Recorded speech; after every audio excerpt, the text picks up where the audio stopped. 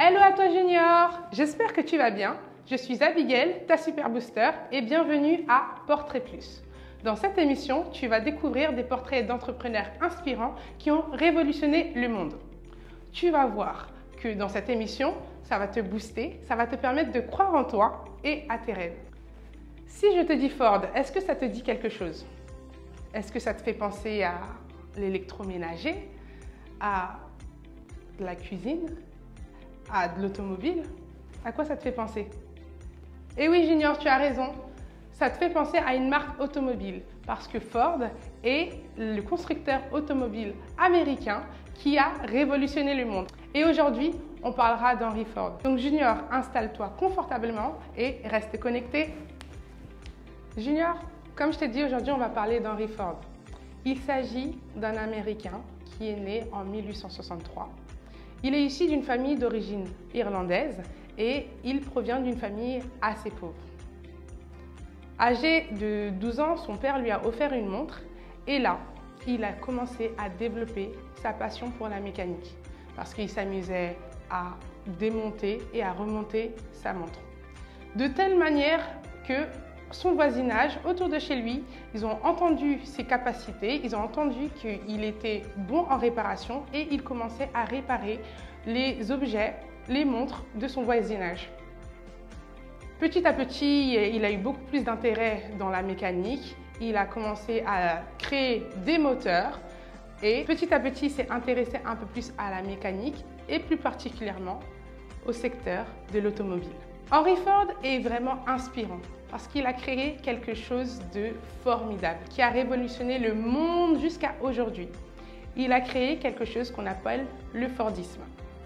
Le Fordisme, c'est une méthode de développement industriel qui permet d'organiser le travail de façon plus simplifiée. Avec le Fordisme, on parle de rationalisation et de standardisation. Je vous expliquerai ça tout de suite. La rationalisation, c'est lorsqu'on décompose les tâches des ouvriers de façon très simple pour qu'ils aient à effectuer uniquement des tâches élémentaires. Par exemple, lorsqu'on devait construire un véhicule, disons qu'une portière est composée de plusieurs éléments.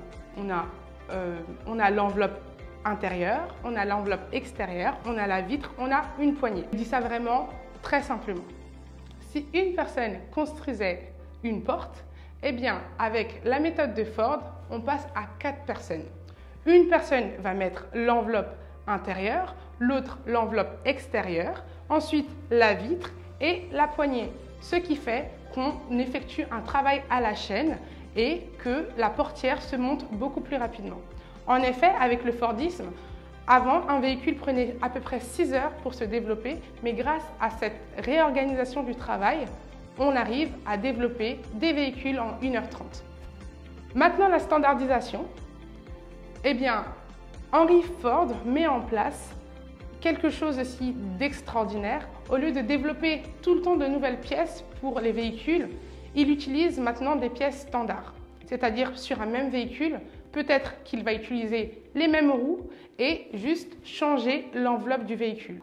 C'est-à-dire que maintenant, il pourra produire tout le temps les mêmes roues et utiliser les mêmes roues sur ses différents véhicules. Donc, le Fordisme, ce qui est important de savoir ou de retenir, c'est qu'il a permis de mettre en place la standardisation et également la rationalisation. Mais les choses n'ont pas toujours été faciles avec Henry Ford. Effectivement, c'est au bout de la 4e entreprise qu'il a enfin réussi à avoir son succès planétaire qu'on connaît aujourd'hui. Ces 3 premières entreprises ont été des échecs. Peut-être c'était dû à des mauvaises associations. Dans d'autres cas, ces investisseurs, en fait, ils n'avaient pas les résultats attendus, donc ils ont décidé de se retirer du projet et donc ils ont viré Henry Ford de sa propre entreprise. Et il y avait aussi un cas où il s'est rendu compte que, en fait, ses fournisseurs qui lui vendaient les pièces lui faisaient perdre trop de temps et lui faisaient perdre des parts de marché. Donc ces 3 premières entreprises ont été un échec. Mais bon, ce qui est bien avec Henry Ford, c'est qu'il n'a jamais baissé les bras. Il a continué à persévérer. Il a su qu'il tenait quelque chose d'intéressant et de révolutionnaire. Et c'est pour ça qu'il a continué il a continué et il a continué. Il n'a jamais baissé les bras.